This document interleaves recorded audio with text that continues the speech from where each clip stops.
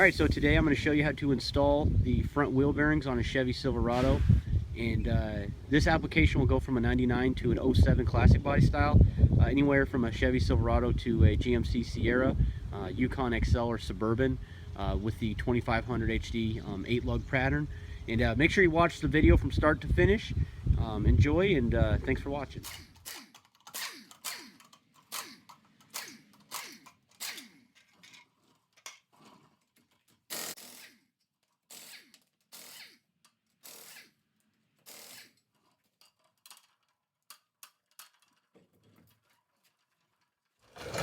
Alright, so next you're going to have this dust cover right here you don't want to go ahead and take off.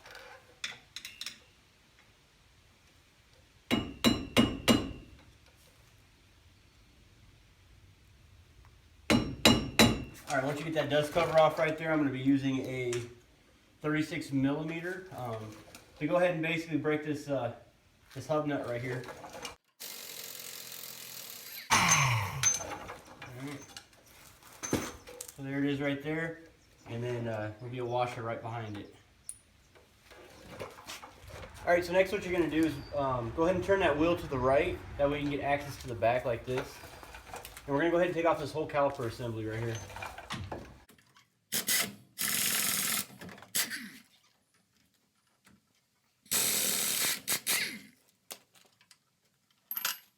Go ahead and get you a pry bar of some sort to get this caliper off.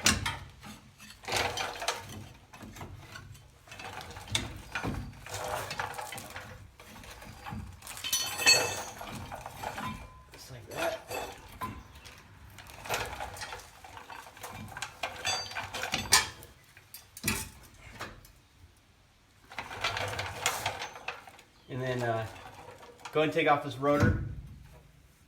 Alright, so let me show you what I'm working with right now. So I took the hub net off, the caliper, the rotor, and you know, make sure this thing doesn't hang. It's kind of important. So I just put it on a jack for right now. You know, whatever. Just get it, just that way it's not hanging off the brake hose right there, because it could snap and it'd be a bad day for you. So next what we're going to go ahead and do is locate the actual wheel bearing, which is right here. That's the whole wheel bearing assembly, which is, you know, the hub right here. This whole piece right here, and then it actually bolts onto the back right here. There's going to be bolts behind here you're going to have to take off. And you're going to want to go ahead and get the CV shaft off as well. In order to do that, you're going to want to just go ahead and take a hammer. Gonna just pound it out just like that. Alright, it's done. It's loose now. So basically what's gonna end up happening is I'm gonna go ahead and take off my ABS wheel speed sensor. Just unclips, and then take these bolts off and go ahead and just pound this thing out. Alright guys, so I'll be using a 15 millimeter, and I was gonna go ahead and just put a socket back there, but you know, where the CV shaft is right here, it's kind of hard. There's really not much, you know, room, and I don't want to strip these bolts in the back. It's going to be really hard to get off. So I'm going to go ahead and just use a 15-inch ratchet wrench, combination wrench, or whatever.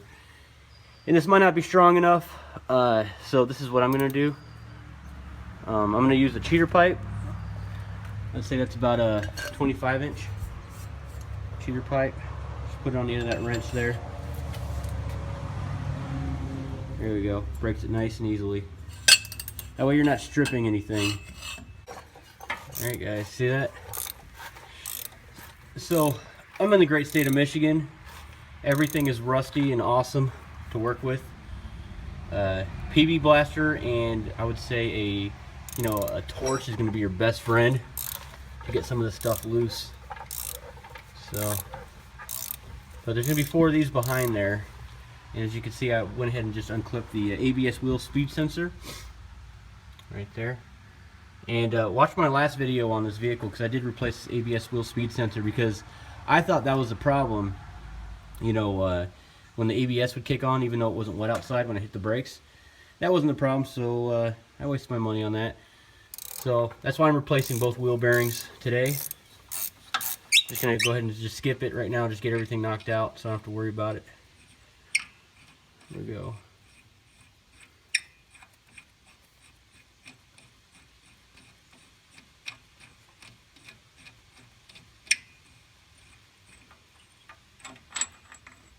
There it is. That's what it looks like right there. All right. So we got 3 more of these, and then you know, if you have to turn the wheel left or right just to get more access to whatever side, you're gonna end up having to do that. So but just be very careful with this guy right here. It's very heavy, and it could, you know, snap that brake hose. Okay. Here's my 4th one right here.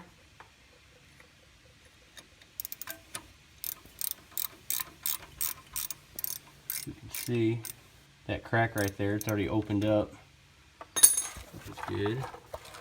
Sometimes these things are like C's rusted or welded to the actual hub assembly, so it doesn't look like it's gonna be too hard to fall off here. All right, here we go. Here's the number 4.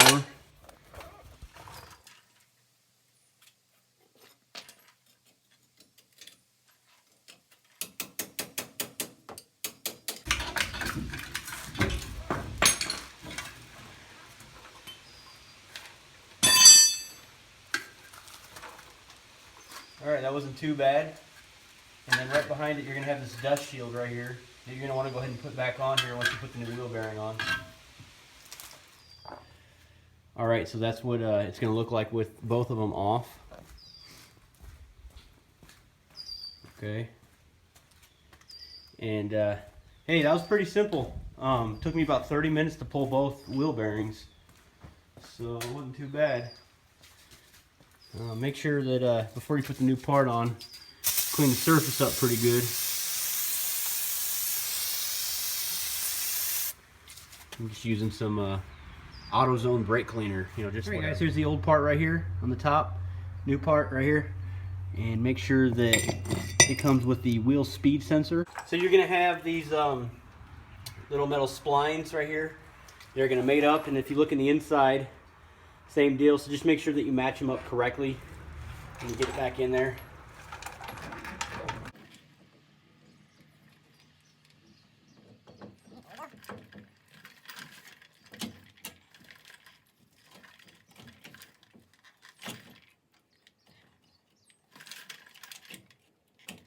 Alright, so I'll be using a 15mm ratchet.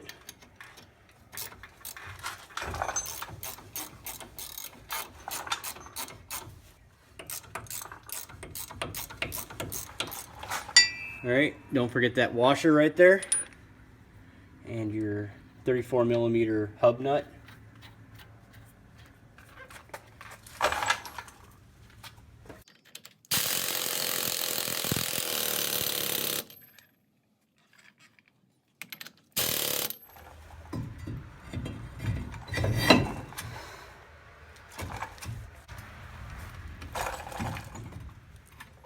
Alright, so just make sure you install your caliper bolts back in, the main ones.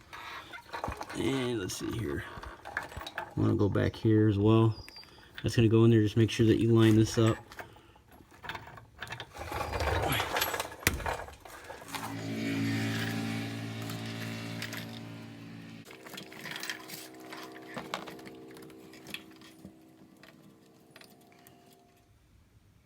Alright, so the ABS wheel speed sensor, what you're going to do obviously is just clip everything back where it came, right there. That's how it routes.